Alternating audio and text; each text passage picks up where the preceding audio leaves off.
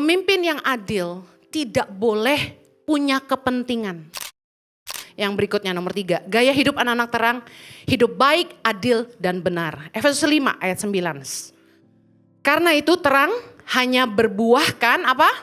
Kebaikan, keadilan, dan kebenaran. Nah, 3K yang menjadi barometer dari anak-anak terang. Apakah berbuahkan kebaikan? Apakah berbuahkan keadilan? Apakah berbuahkan kebenaran? Kalau kamu mau ngambil keputusan, pastikan kamu lihat dari 3K ini. Apakah berbuahkan kebaikan? Apakah berbuahkan keadilan? Anak-anak Tuhan, anak-anak terang harus berbuah kebaikan. 3 Yohanes 1 ayat 11 bilang gini, janganlah meniru yang jahat, melainkan yang baik. Barang siapa berbuat baik, ia berasal dari Allah. Tetapi barang siapa berbuat jahat, ia tidak pernah melihat Allah. Kita itu punya kecenderungan selalu gampang terpengaruh sama yang gak baik. Perhatiin aja anak kecil. Gak ada yang ngajarin bisa bohong. Ya kan? Bisa mukul temennya. Saya ngeri banget dengar berita lately di Instagram juga. Anak-anak sering dibully, udah beberapa tuh disiram spiritus, dibakar temennya. Ya, kalian juga nonton ya, baca pasti kan. Terus ada anak yang jadi cacat sampai gak bisa jalan gara-gara dibully teman-teman di sekolah, dia kena tulang belakangnya. Kayak main-main gitu ya, mereka nyakitin temen ya. Bercanda yang gak lucu gitu loh. Tertawa itu sehat tapi nertawain orang tuh gak sehat. Amen. Jangan sampai kita bully orang. Nah, anak-anak aja dari kecil, saya perhatiin ya, kok tingkah lakunya jahat banget ya.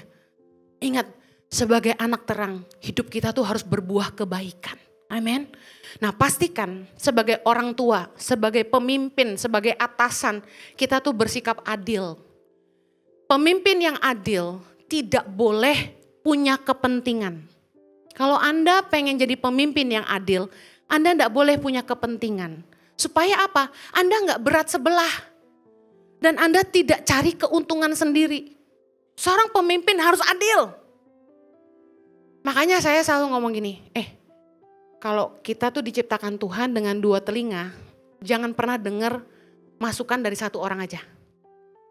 Jangan dengerin staff 1 orang yang ngadu. Si B gini. Berani lu ngadu ke gue. Gue amprokin, cepret sini. Dia ngomong begini, ibu kok sampein? Gak apa-apa. Kalau perkataanmu benar, kamu tidak takut. Gitu dong. Dudukin yang satunya, selesaikan. Ada apa? Jangan saling ngomongin di belakang. Percayalah, di keluarga, di organisasi, di perusahaan, di tempat kerja. Kunci mematikan penyakit gosip adalah mendudukan orang untuk menyelesaikan masalah. Sehingga gak ada yang perlu dibicarakan di belakang. Ngomong di depan.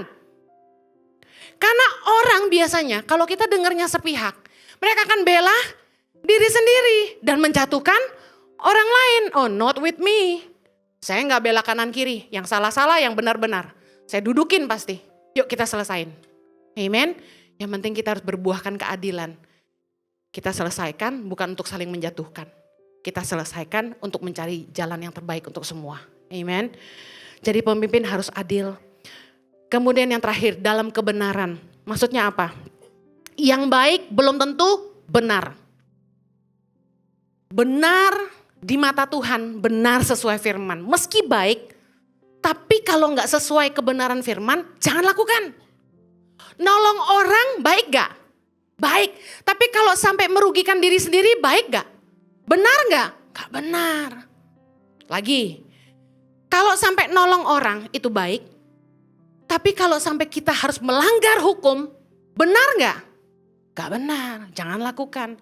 Jadi yang baik belum tentu benar, yang benar udah pasti baik. Katakan amin. Ibadah Gereja Impact Community Indonesia ada di setiap minggu. Anda bisa mengajak teman, keluarga, dan relasi untuk ikut beribadah bersama. Setiap ibadah disertai ibadah anak atau Impact Kids dan ibadah remaja. Dan bagi anak-anak muda di Gereja Impact Community Indonesia,